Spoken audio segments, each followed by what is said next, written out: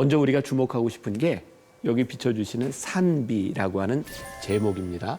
흥미로운 것 같아요. 이렇게 한자로 산자를 쓰고 이렇게 비를 썼어요. 또 이렇게 영어 제목으로 보면 Mountain Rains. 제가 이 책을 처음 받아보았을 때 이 제목이 굉장히 인상적이었어요.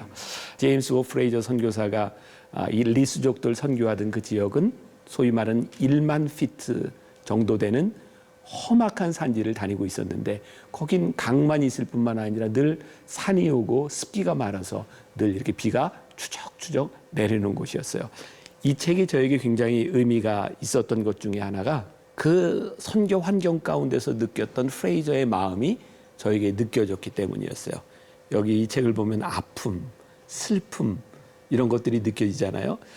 선교의 성공적인 이야기가 아니라 아픔에 대한 이야기들이 많이 느껴지고 있었어요. 제가 영적으로 굉장히 침체의 길을 걷고 있었을 때였어요. 두 가지 이유였는데 하나는 제가 몸이 굉장히 아팠던 때였어요.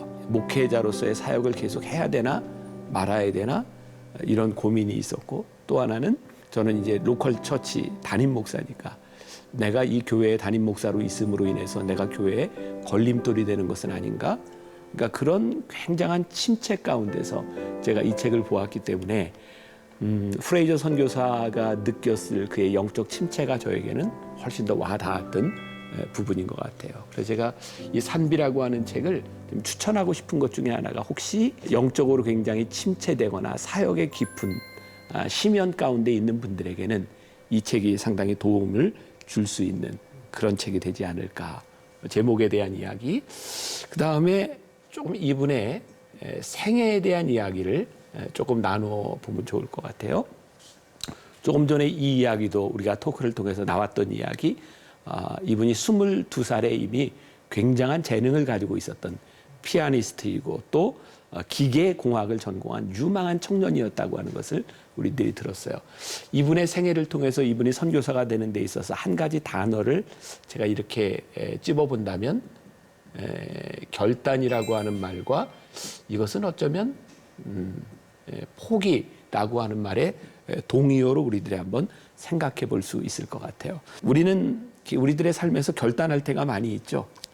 뭐 결혼도 마찬가지.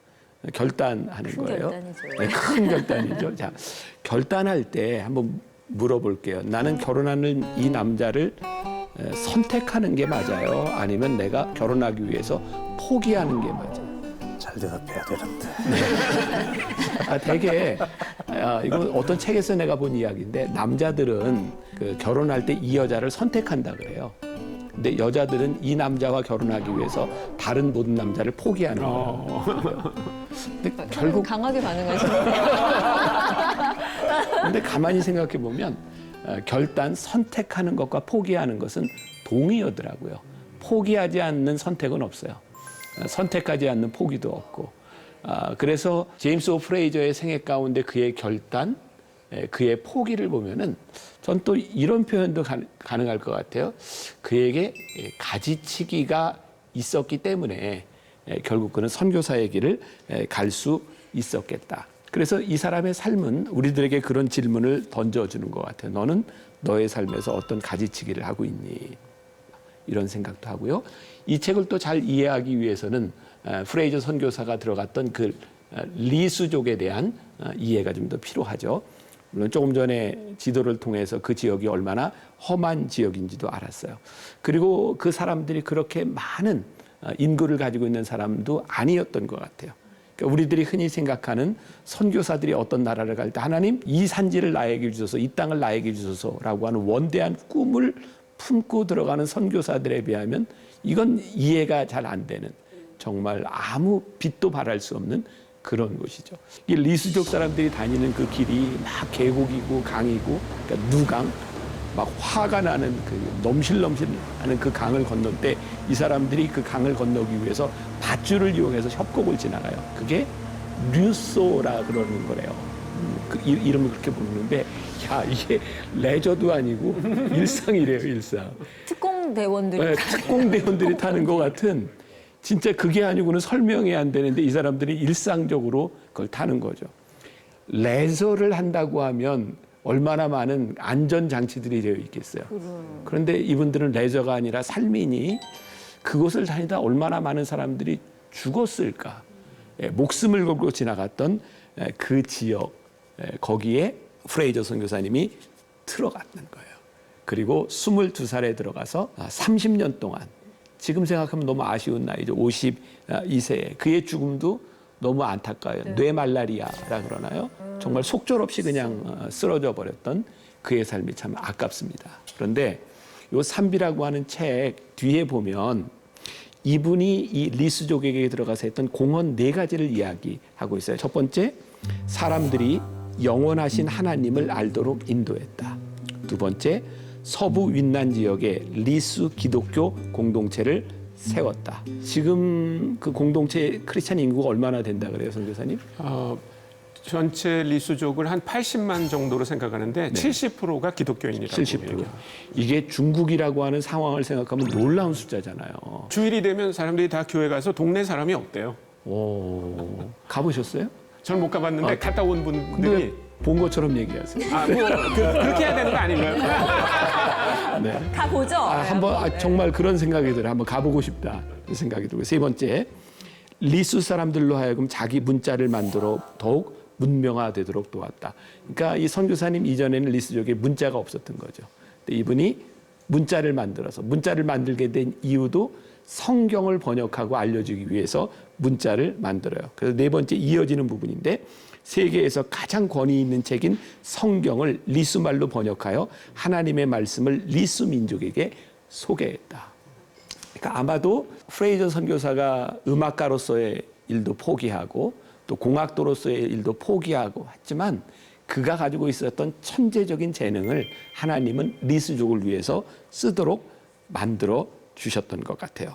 자, 여기에 나오는 말과 이게 조금 동일하기는 하지만 이제 제가 조금 바꿔보았는데 이것도 참 멋진 말입니다. 여러분들이 한번 기억하면 좋을 법한 프레이저 선교사의 생애를 보면서 많은 사람들이 위대한 일을 꿈꾸며 하찮은 일을 하지만 하나님께서는 하찮은 일을 사명으로 알고 살아가는 사람을 위대하게 만드십니다. 자, 한번 생각해 보세요. 우리가 위대한 일을 꿈꾸지만 사실은 우리는 그렇게 위대한 일을 하지 못하거든요. 위대한 일을 꿈꾸며 우리는 하찮은 일을 해요. 그러니까 우리들 스스로들 불만족스러운 거죠. 그런데 하나님은 하나님의 하찮은 일을 하는 우리를 위대하게 만드시는 것 같아요.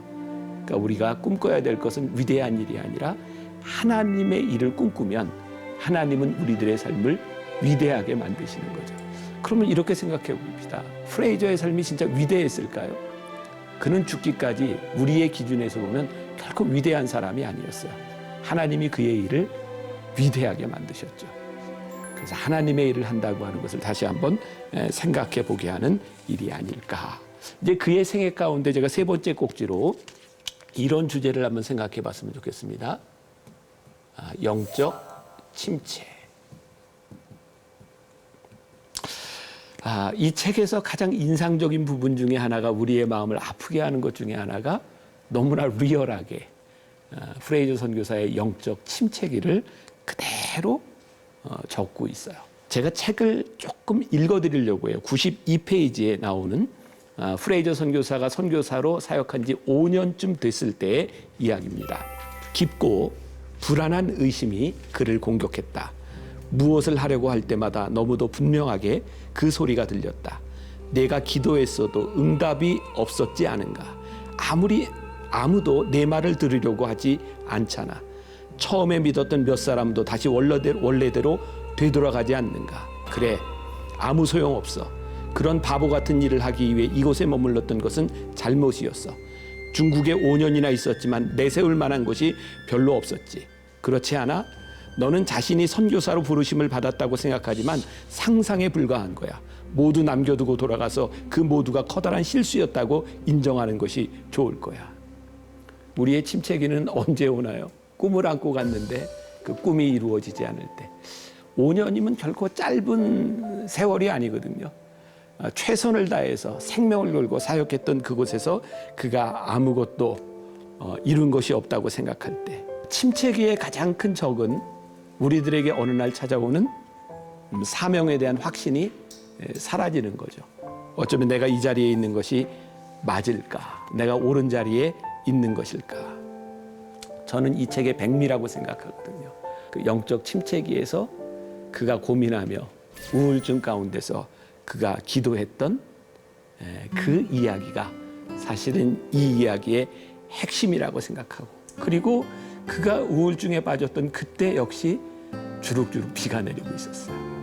그 비는 굉장히 슬픈 그런 눈물과 같은 비였던 것 같아요. 저는 설교하다 공황장애 가봤었어요. 그래서 설교단 위에서 설교를 하지 못하고 병원 응급실로 갔었기 때문에 그때부터 나에게 찾아오는 두려움이 있었어요. 한 2년 반 동안 주일날 설교를 5번, 설교를 기다리며 이렇게 밑에 의자에 앉아 있으면 내가 저 자리에 쓸 수 있을까? 그 두려움 때문에 2년 반을 정말 너무 힘들게 지나갔었어요. 그래서 저는 이 프레이저가 가지고 있었던 이 일이 얼마나 힘들고 그가 그 침체라고 하는 것이 얼마나 어려운 일인가를 저는 너무 가슴으로 느끼고 있었기 때문에, 그리고 결국 깨닫게 된 건 이것은 내 인생, 내 사역에 있어서 여정의 일부인 거예요. 우리들의 우울증과 침체기는 끝이 아니라 우리들이 싸우고 넘어가야 되는 과정에 대한 부분인 거죠. 이 프레이저는 그의 삶에 우울하고 힘들고 영적 침체기에 있던 시기 가운데서 포기한 것이 아니라 싸웠던 사람이에요. 치열하게 그 시간을 싸워냈던 사람. 그래서 이 책은 사역의 성공에 대한 이야기가 아니라 영적 싸움에서 승리하는 이야기. 그래서 이제 기도의 이야기와 연결되는 부분이기도 하고요. 자, 이 책에 나오는 아주 좋은 문장입니다. 제가 하나 읽어드릴게요. 하나님께서 저에게 이렇게 말씀하시는 것 같았습니다. 너는 리수족 안에 큰 일을 이뤄달라고 부르짖고 있지.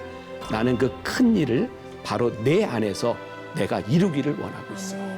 어쩌면 침체기가 찾아오는 것 중에 하나가 내 소원과 내 열망과 그런 것들이 침체기를 더 이렇게 앞당기고 더 심화하지 않았을까. 근데 하나님께서는 네가 리수족을 통해서 무엇을 하고 무엇을 이루는지보다 더 중요한 게 있다고 말씀하시는 거예요. 내 안에서 내가 무슨 일을 하고 있는지 네가 알았으면 좋겠다. 이 책에 34페이지에 있는 부분을 한 번 더 읽어드릴게요. 제임스는 22살밖에 되지 않았지만 자신에게 다가오는 무기력과 무감각에 대항하여 스스로를 훈련하는 법을 빠르게 배우고 있었다. 그는 눈앞에 있는 일이 아주 사소해 보일지라도 모든 노력을 기울여 그것을 충성스럽게 감당했다. 작은 일은 작은 일일 뿐이다. 그러나 작은 일에 충성하는 것은 위대한 일이다. 라고 허드슨 테일러는 말했다. 이 시점에서 제임스는 다음과 같은 글을 남겼다. 우리가 하고 있는 일이 중요하고 중요하지 않고는 별로 문제가 되지 않는 것 같습니다. 다만 그 일이 하나님께서 우리 안에 맡기신 일인가 하는 것이 중요합니다. 가장 중요한 일이 무엇인가를 생각하게 하죠. 또 여기에서 우리가 믿음의 수고라고 하는 말을 한번 생각해 봅시다.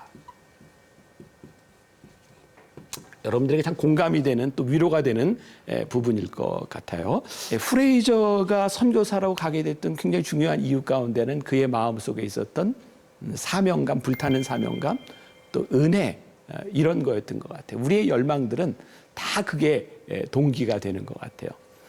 그럼 우리들이 한번 은혜를 받고 우리들이 사명을 받고 나면 그것으로 정말 선한 열매들을 맺으면 좋을 텐데 그렇지 않은 경우들이 많은 거죠. 그리고 그 시간들을 지나가면서 우리의 열망들이 식어가는 것을 보게 되죠.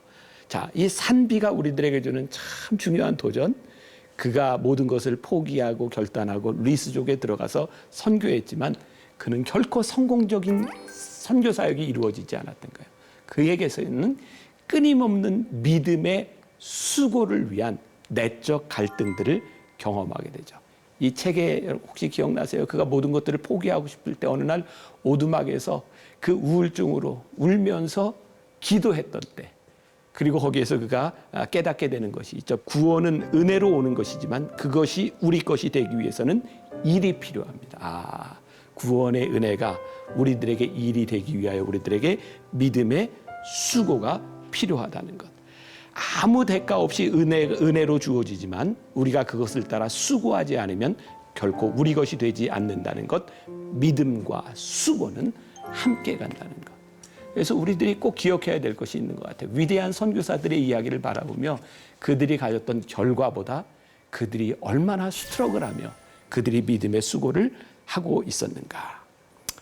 굉장히 좋은 글인데 한번 제가 하나 더 읽어드릴게요. 1916년 1월 16일 프레이저의 일기입니다. 아침 예배에 한 사람도 오지 않았다. 그리고 성벽은 믿음으로 무너졌다. 그러나 성벽의 믿음 때문은 아니었다. 히브리서에 있는 모든 믿음의 예들 중 이것이 나의 경우에 가장 가깝다. 그러나 믿음만이 필요한 것이 아니었다. 7일 동안 성주의를 돌고 난 후 벽이 무너졌다. 7일간의 인내가 요구되었고 날마다 성주의를 부지런히 도는 일도 필요했다. 그것은 규칙적이고 체계적인 기도로 상황을 포위하는 것과도 같은 것이다. 여기에서 우리의 일에서 성공할 수 있는 하나님의 방법을 본다. 그 일은 무엇이든 간에 기도와 믿음과 인내라는 세 가지가 함께 있어야 한다. 멋진 이야기예요. 믿음만으로 되는 게 아니더라고요. 여리고 성벽의 이야기. 저 성이 무너지리라고 믿었지만 7일 동안 규칙적으로 도는 수고와 인내가 하나님의 일을 만들어내고 있다. 이것도 참 중요한 부분일 것 같아요. 자, 한 가지만 더 이야기를 하고 좀 마치려고 합니다. 모두가 흥미롭게 생각할 만한 프레이저의 결혼 이야기. 프레이저가 몇 살에 결혼했죠? 42살. 42살. 아내가 23살 때. 나이 차이가 19살. 19살. 어떻게 생각하세요? 도둑놈이죠. 보통 아니 위대한 벌어서 프레이저한테 이 책에 보면 그런 이야기가 나와요. 진짜 동화처럼 청혼하잖아요. 그리고 프레이저가 꿈을 이야기해요. 내 꿈이 뭐였는지 알아요? 노새 하나에는 아내가 타고 다른 노새에는 내가 타고 그리고 내가 세상에서 가진 모든 것을 세 번째 노새에 태우는 것이었어요. 그러니까 프레이저와 그리고 록시 다이아몬드는 어떤 면에서 선교사라고 이 서원한 그의 삶의 사명에 대해서는 논란의 여지가 없었던 것 같아요. 그러니까 노새 하나 타고 그 높은 산을 이렇게 오르락 내리락 해야 되는 것에 대해서는 뭐 이론의 여지가 없이 자연스럽게 받아들여졌던 것 같아요. 근데 제 마음을 딱 때렸던 게 세 번째 노새였어요. 내 가진 모든 것을 세 번째 노새에 태우는 것이었어요. 결혼을 하고 평생을 살아가는 동안 여기에 싣고 갈 그거 하나 가지고 살아가는 그 모습. 내 모습이 이렇게 감정이입이 되는 거예요. 나는 25살 때 우리 아내에게 너 나한테 시집 올래? 상남자. 그냥 결혼해야 될 것 같았어요. 내가 이 부분이 왜 나에게만 이렇게 그려지냐면 그때 내가 갔던 교회 25살에 갔던 그 영월에 있는 교회 여기가 전도사님 사택입니다 하고 문을 딱 열었더니 위에서 뭐가 툭툭툭 떨어져요. 구더기가 떨어지더라고. 쥐가 죽어서. 아침에 자고 일어났는데 걸레가 방 안에서 얼어있는 나도 이제 그런 데서 시작을 했거든요. 그러니까 한 번도 내가 불행하다거나 제 아내도 나와 함께 이렇게 옮겨 다니면서 또 군목을 가고 유학을 가고 하던 시작에서 아무런 불평도 하지 않았었어요. 그냥 그 모습. 근데 한 가지 세 번째 노새에 내 모든 것을 싣고 근데 이게 내 마음에 와서 확 닿는 거예요. 이전에 나는 목회를 하면서 없는 것, 뭐 그런 것이 아무 문제가 되지 않았고 나는 참 편하게 이렇게 가볍게 목회를 했는데 지금 나를 보니 가진 게 많은 거예요. 그게 나에게 큰 짐이구나. 그래서 나는 이 프레이저가 아내에게 청혼하는 장면과 지금 여기 있던 노새 세계에 대한 이야기가 나에게는 정말 마음에 와닿는 그런 이야기였던 것 같아요. 그래 오늘 뭐 장황하게 여러 가지 이야기들을 했는데 이 책을 보는 여러분들 가운데서 어떤 부분이 여러분들의 마음속에 꼭 이렇게 다가올지 모르지만 그 프레이저의 그 시대와 그의 마음과 그의 감성으로 우리가 지금 선교여행을 떠나지 못하는 이 시대에 책 속으로 함께 선교여행을 떠나보면 좋겠다. 그런 마음이 듭니다. 좋은 책이었어요. 네, 고맙습니다.